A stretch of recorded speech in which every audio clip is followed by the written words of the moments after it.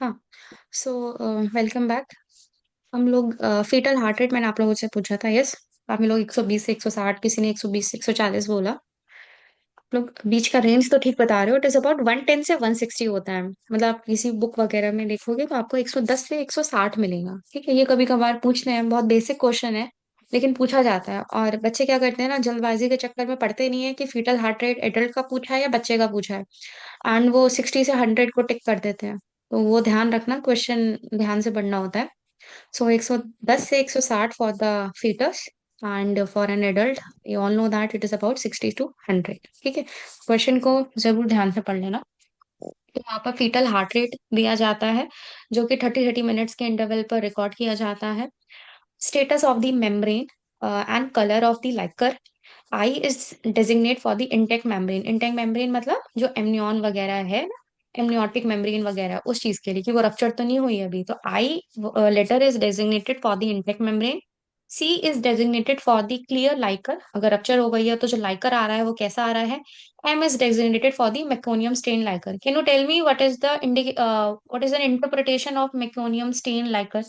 मैंने पहली क्लासेस में पढ़ाया था जो, या फिर किसी और को भी पता हो। मेकोनियम स्टेन लाइकर जो होता है उसका इंटरप्रिटेशन क्या होता है, मतलब वो किन कंडीशन में होता है? Meconium aspiration.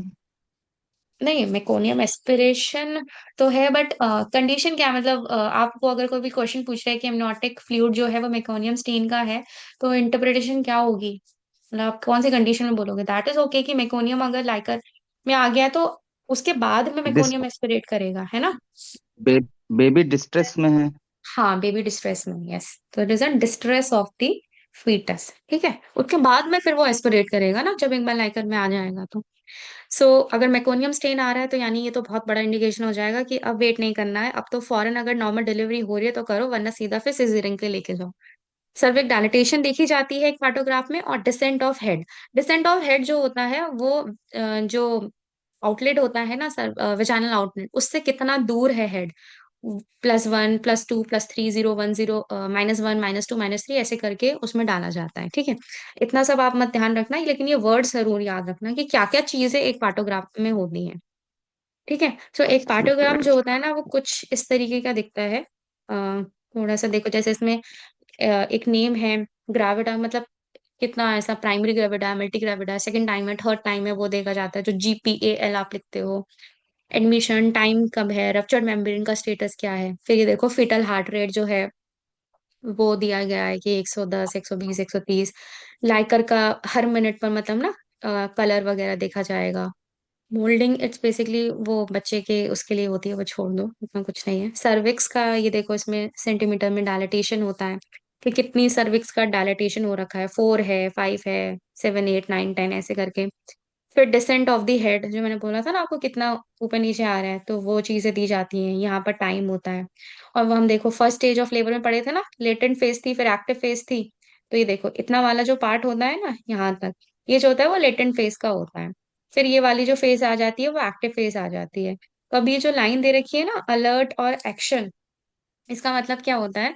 जैसे कि हम ना यहाँ पर पॉइंट कर रहे हैं, फॉर एग्जाम्पल अगर हम मान के चलें कि 8th hour of the labour पर, मतलब जब वो यहाँ पर सपोज सुबह के 8 बजे वो एडमिट हुई, तो हम उसको जीरो टाइम वो कर लेंगे। फिर 9 बजे, 10 बजे, 11 बजे, 12 बजे, 1 बजे, ऐसे ऐसे करके मतलब आप टाइम वो कर सकते हो। तो at the 8th hour of the labour suppose उसका जो सर्विक्स का डायलाटेशन है वो 7 पहुंच गया। ठीक है, तो 7 सेंटीमीटर पहुंचा, तो यहाँ पर आ जाएंगी चीजें। फिर बंदा जैसे जैसे उसके घंटे बढ़ रहे हैं उसका और ज्यादा बढ़ रहा है, तो दिस इज अ लाइन। मतलब यहाँ पर अगर आप उसको प्लॉट करोगे तो एज एन इसके अराउंड वो लाइन जो होती है वो कोइंसाइड करेगी। अलर्ट लाइन हो गई। अलर्ट लाइन का मतलब क्या है कि अब लेबर कभी भी हो सकता है। ठीक है, you should be N alert, होना चाहिए। अब हमें सारी जो फीटल हार्ट रेट है, लाइकर वगैरह, मतलब और अच्छे से उसको देखना है, ज्यादा टाइम नहीं है। और ये वाला जो पॉइंट है एक्शन वाला, ये जो आता है, sorry, this is an action line. Action line पर ये है, आप अलर्ट नहीं, अब तो बिल्कुल एक्शन वाला पॉइंट है, एक एक्शन का टाइम है, आप फौरन के फौरन एक्सपेल कराना है बच्चे को। ठीक है, तो इसमें कुछ कुछ अलर्ट लाइन और एक्शन लाइन होती है। कभी ऐसे पूछे कि अलर्ट लाइन एक्शन लाइन किस में आता है, ऐसे नहीं पूछेंगे आपसे कि उस दौरान आपको क्या करना है, बिकॉज हमारा एलोपैथिक मैनेजमेंट से कोई लेना देना नहीं है। और आपसे ये पूछ सकते हैं कि एक पार्टोग्राफ में क्या क्या चीजें होती हैं। तो ये याद रखना, ठीक है? कभी ये वर्ड्स आपको सुनाए, मतलब क्वेश्चन में दिखे, तो आपको पता होगा। ऐसे पूछ सकते हैं कि कौन सा उसे हम क्या कहते हैं जहां पर एक सर्विक्स का डायलेटेशन, बच्चे का हेड का डिसेंट, उसका फीटल हार्ट रेट, ये सब रिकॉर्ड किया जाता है, तो उस टेक्निक को या फिर उस प्रोसेस को क्या कहा जाता है? तो आप पार्टोग्राम या पार्टोग्राफ टिक कर सकते हो, ठीक है? नली पैरा के लिए होगा मैम? ये दोनों के लिए होगा, नली वायरस के लिए भी होगा, मल्टी वायरस के लिए भी होगा, सबके लिए करते हैं। ठीक है। ठीक है। हम्म। नहीं, ये जो 8 आवर टाइम जो है। नहीं नहीं, ये 8 आवर, वो वाला 8 आवर नहीं है। मतलब अच्छा, आप ये बोल रहे हो कि जो हमने पढ़ा था कि पहले फर्स्ट स्टेज में 6 आवर्स ही होगा, वो वाला चीज कह रहे हो? हम्म। हाँ, तो वो बेसिकली क्या होगा ना, उसके लिए ये लेटेंट फेज जो होता है वो कम हो जाएगा। यहाँ पर उन्होंने जो बना रखा है, ऑफ कोर्स, हाँ, ये जो लाइंस है, ये आप समझ सकते हो कि फर्स्ट एक प्राइमरी के लिए होंगी। ऑफ कोर्स एक मल्टी पैरा के लिए जो ये लेटेंट फेज है उसके आवर्स कम हो जाएंगे। वो लेटेंट फेज उसका यहीं कहीं खत्म हो जाएगा और यहाँ से उसका एक्टिव फेज शुरू हो जाएगा। हाँ, वो चीज रहेगी, यस। जी जी ठीक है। मैम। ओके। अब आते हैं इसके एडवांटेजेस पर। सिमिलर है जो हमने पहले पढ़ लिए थे, कि एक सारी इंफॉर्मेशन दे रहा है एक सिंगल शीट पर, बार बार सारी अलग अलग पेपर को नहीं देखना पड़ेगा। मैं ब- वन हाँ। मोर मोर क्वेश्चन। हाँ, पूछो। मैम ये फिंगर से कैसे पता कर लेते हैं मैम? किस चीज का? सर्विस का डायरेक्टेशन जो है फिंगर से। वो बेसिकली क्या करते हैं, उनके जैसे जैसे एक प्रोफेशन में लोग जुड़ते हैं, तो वो आपने वर्ड सुने होंगे कि 1 फिंगर डायलिटेशन है, 2 फिंगर डायलिटेशन है, जी जी। 3 फिंगर डायलिटेशन है, ऐसे आपने वर्ड सुने होंगे पोस्टिंग के दौरान में। तो उनका क्या होता है जी ना, वो एक अपनी फिंगर से अंदाजा लगाते हैं सेंटीमीटर का, कि 1 फिंगर है तो इतना सेंटीमीटर डायलेट हुआ है, 2 फिंगर है तो इतना सेंटीमीटर डायलेट हुआ है। तो वो उस तरीके से लगाते हैं कि उनके हिसाब से कि ठीक। कितना फिंगर, अगर इतनी फिंगर उनकी आ रही हैं तो यानी अब पूरा डायलिटेशन हो गया है, तो वो उस हिसाब से उनका अंदाजा लगा। ठीक है। ठीक है ma'am. Thank you. Okay. So the partogram gives an early prediction of any deviation from the normal progress of labor। अभी जैसे मैंने बोला ना, उस लाइन से अगर थोड़ा भी हटके चीजें जा रही हैं, तो वो एक आइडिया दे देंगे डॉक्टर को कि अब क्या करना है। Hand over procedure, suppose shifting duty change हो रही है, तो सिंपल पार्टोग्राफ दे दिया, वो किसी को भी समझ में आ जाएगा क्या चल रहा है। इंसिडेंट्स जो होते हैं प्रोलॉन्ग लेबर के and lower segment caesarean section के, उनकी रेट को रिड्यूस कर सकता है, बिकॉज यू नो अर्लियर, आपको जल्दी पता चल जाएगा कि अब आपको क्या करना है। और इसके वजह से मेटर्नल मॉर्बिडिटी या मोर्टालिटी एंड पेरीनेटल मॉर्बिडिटी और मोर्टालिटी को कम किया जा सकता है। ठीक है। तो भाई, आपसे एक क्वेश्चन पूछती हूँ कि मेटर्नल मोर्टालिटी रेट का the most commonest cause in India क्या है? PPH. Low birth baby weight. It's PPH, low birth baby weight maternal अच्छा, मोर्टालिटी का बेबी के कैसे लिए। हो जाएगा? Baby baby. नहीं, एनीमिया एनीमिया मैम। अनीमिया नहीं है, हेमरेज। पीपीएच ही है। पोस्टमार्टम हेमरेज है। ये एनीमिया हाइपोटेंसी। क्या? हाँ। क्या कह रहे हो आप, Kapil? Anaemia high anaemia high risk factor है क्या मैं? एनीमिया अनीमिया, हाँ, is the anaemia indirect basically, cause. हाँ, अनीमिया एक कॉज हो सकता है, बस इंसिडेंस, मतलब अनीमिया का इंसिडेंस बहुत ज्यादा मिला जाता है प्रेग्नेंट वुमेन्स में। लेकिन अगर ये पूछते हैं कि मेटर्नल मोर्टालिटी का रेट हाईएस्ट क्यों होता है, तो पोस्टपार्टम जी। हेमरेज की वजह से होता है। मेटर्नल मोर्टालिटी ये समझो, ओके। हम मतलब कि जो एक प्रेग्नेंट लेडी है, ठीक है, एक pregnant lady during that pregnancy और during the labour period, even 6 weeks तक जिसकी डेथ हो रही है, वो वाला, तो वो कॉज जो होता है वो पीपीएच होता है।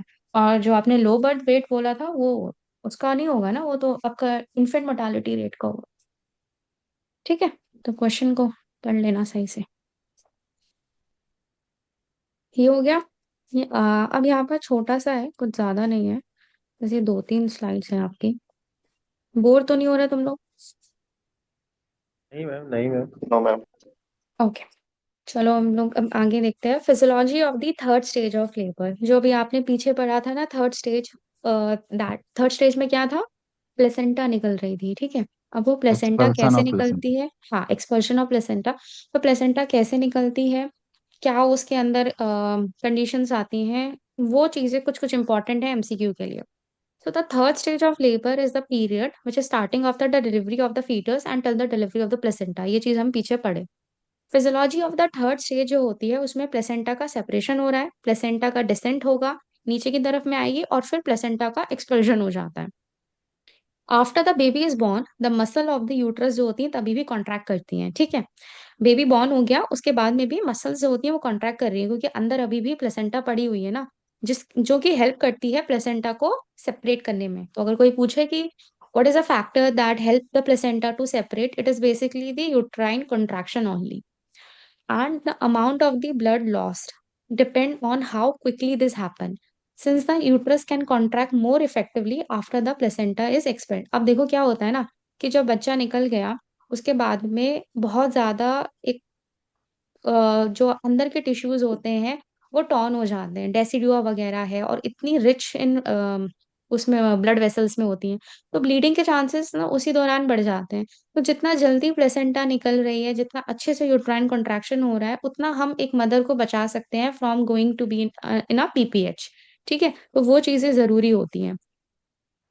अब अगर जो यूट्रस है, if the uterus does not contract normally, ठीक है, अगर जैसे आप लोगों ने पढ़ा होगा, मैंने पहले और बच्चों को जब पीपीएच पढ़ाया था तो हमने पढ़ा था ना कि पीपीएच के जो one of the most commonest cause, अगर आपसे कभी कोई एमसीक्यू में पूछे what is the most commonest cause of PPH, तो वो कुछ आंसर क्या आता है, यूट्राइन एटोनिसिटी।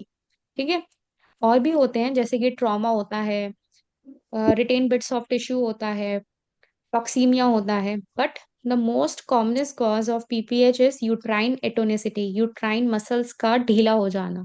ठीक है, तो दो क्वेश्चन यहाँ से देखो बन गए कि एक तो आपसे पूछ सकता है कि मेटर्नल मोर्टालिटी का रेट जो है उसका मोस्ट कॉमनेस्ट कॉज क्या है, तो पीपीएच है। पीपीएच किसके वजह से हो रहा है, यूट्राइन एटोनिसिटी के वजह से हो रहा है। ठीक है, so if the uterus does not contract normally, जैसे कि एक यूट्राइन एटोनिसिटी में, तो जो ब्लड वेसल्स होती हैं प्लेसेंटा के साथ जहाँ पर प्लेसेंटा अटैच्ड है वो ओपन रहेंगी, वहाँ हैमरेज हो जाएगा। And because this the estimated blood flow to the uterus is 500 से 800 ml पर मिनट पर, मतलब इतना ज्यादा देखो लॉस तो हो रहा है नॉर्मली, इससे भी और ज्यादा हो जाएगा। ठीक है, प्लेसेंटा के थ्रू एंड सीवियर पीपीएच फिर हो जाएगा। हम बोलते हैं ना पीपीएच कब बोलते हैं, जब अराउंड 500 से भी ऊपर में एक्स्ट्रा ब्लड लॉस हो गया। सीजेरियन में उसको 1000 से 1500 से भी ऊपर के में मान लेते हैं। ठीक है, तो सीवियर पीपीएच यूट्राइन एटोनिसिटी की वजह से हो सकता है। ठीक है, and the muscle fibre of the uterus जो होती है नॉर्मली, जो एक मसल फाइबर्स होती हैं यूट्रस की, वो एक क्रिस क्रॉस पैटर्न में होती हैं, सराउंड करती हैं ब्लड वेसल्स को। मतलब जैसे कि आपका ब्लड वेसल्स जो होता है एक लाइनिंग में जा रहा है, उसके अराउंड ऐसे क्रिस क्रॉस में आपकी मैटरनल ब्लड वेसल्स होती हैं।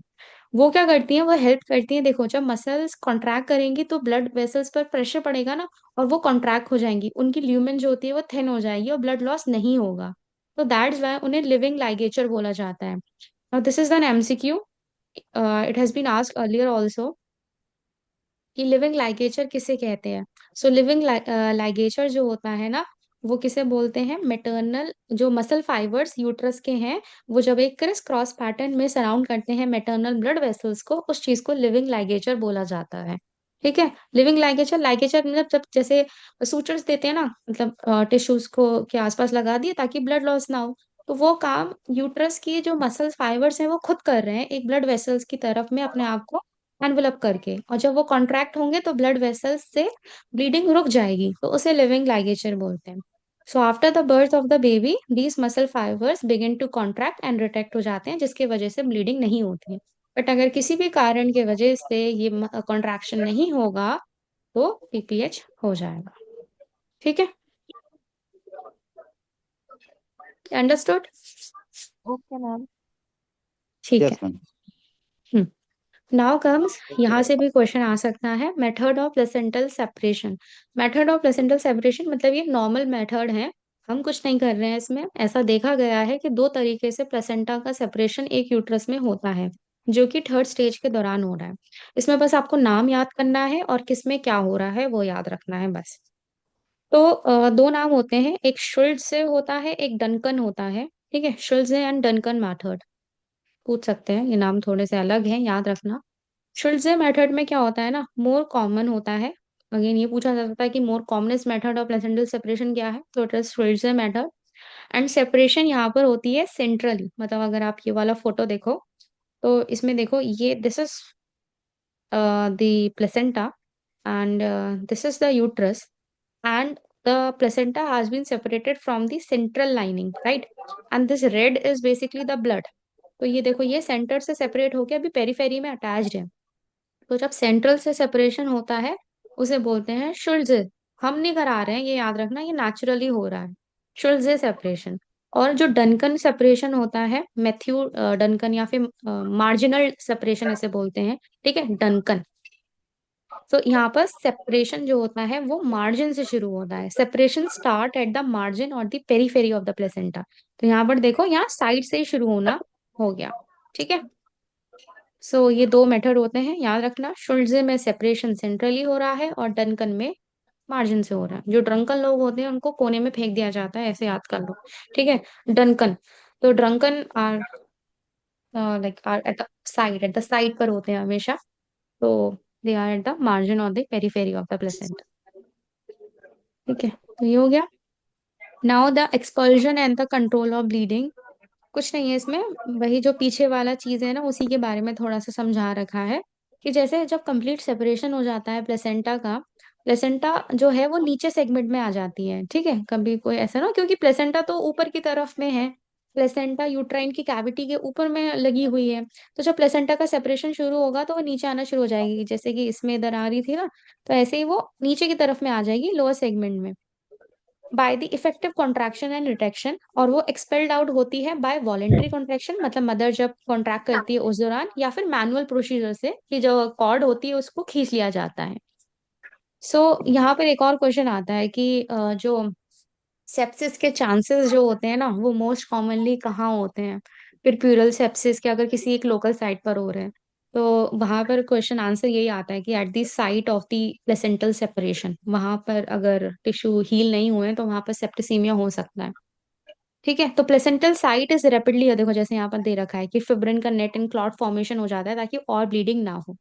मसल फाइबर्स यूट्रस के वही सब प्लेसेंट उसको ब्लड वेसल्स को कंप्रेस कर लेते हैं, वही लिविंग लाइगेचर वाली बात, वो कर देते हैं और प्लेसेंटल ब्लीडिंग जो होती है उसको रोक देते हैं। और वहां पर थ्रोम्बोसिस भी शुरू होती है ताकि जो साइनसेस टॉर्न हुए हैं, जो ब्लड वेसल्स रप्चर हुए हैं, वो और ज्यादा ब्लीडिंग ना हो, ये सब नेचुरली हो रहा है। और जो वॉल ऑफ द यूट्रस होती है वो आपस में अपोजिशन हो जाता है और ज्यादा कॉन्ट्रैक्शन हो जाता है ताकि अगेन पीपीएच ना हो। इसे मायोटेपनोड जो है वो कहा जाता है। मैम ये किस बारे में पढ़ रहे हैं बेसिकली? हम ये बढ़ रहे थे कि थर्ड स्टेज ऑफ लेबर में क्या क्या होता है, कि किस वजह से पीपीएच नहीं होता है और क्यों पीपीएच हो रहा है। जैसे मैंने अभी बोला ना कि पीपीएच जो है वो उसका most commonest cause is the uterine atonicity, right. अगर यूट्राइन एटोनिसिटी ना हो, मतलब नॉर्मली सब कुछ चले, यूट्राइन कॉन्ट्रैक्शन नॉर्मल हो, तो ये सब चीजें होती हैं जिसके वजह से ब्लीडिंग नहीं होता है मदर को, ये बताया था। Okay. Okay, so this was the method of the placental separation and that was the physiology of the third stage of labor। तो अगर आपसे कभी कोई क्वेश्चन पूछ लेगा कि ऐसा क्यों हो रहा है, तो उसके लिए आपको ये पता होना चाहिए ना कि नॉर्मली क्या चीज हो रही थी, ठीक है। So this was about the normal stages of the labour. तो ये हो गई आपकी खत्म आज का, ठीक है। Okay, thank you ma'am. Welcome. Okay then, take care, bye bye.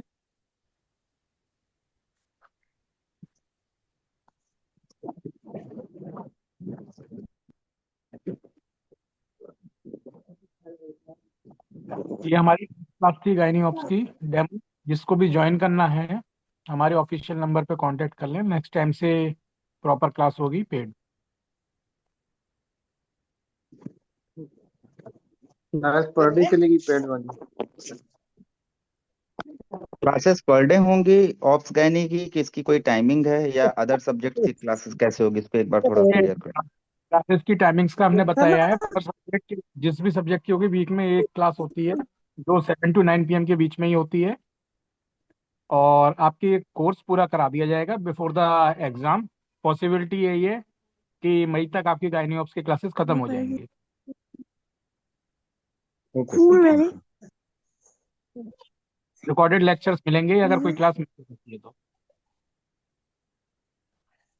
दांत सही बा देख दो वही विधि से कर दे ना तो ना दांत दिखाई नहीं मैं कल कर गलाओ तो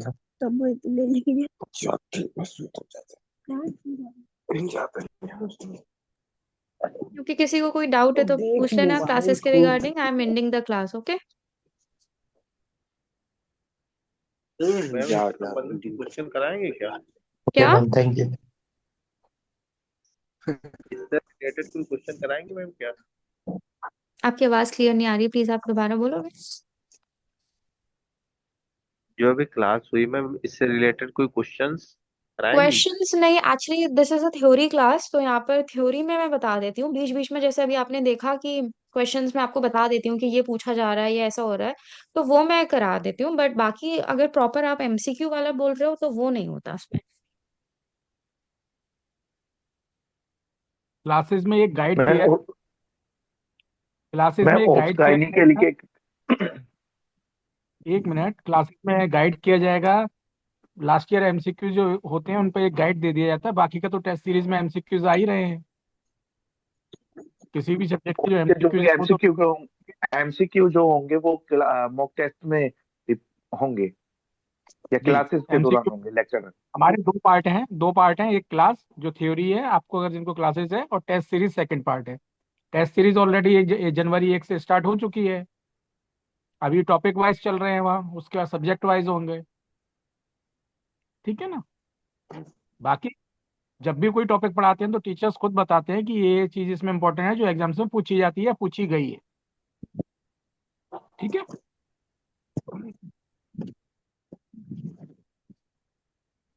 संदीप आप कुछ पूछ रहे थे? यस मैम क्लियर हो गया है। ओके, ठीक।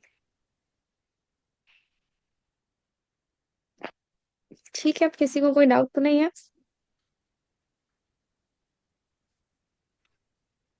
जिसको ज्वाइन करनी हो क्लास वो सर से कांटेक्ट कर लेना।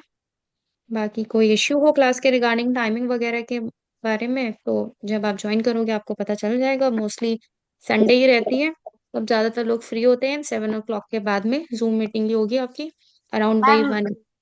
हेलो हाँ। मैम, हाँ जी। लिविंग लिगेचर एक बार टर्न कर दीजिए। लिविंग लिगेचर एक बार बता दीजिए फिर थोड़ा ओके। सा।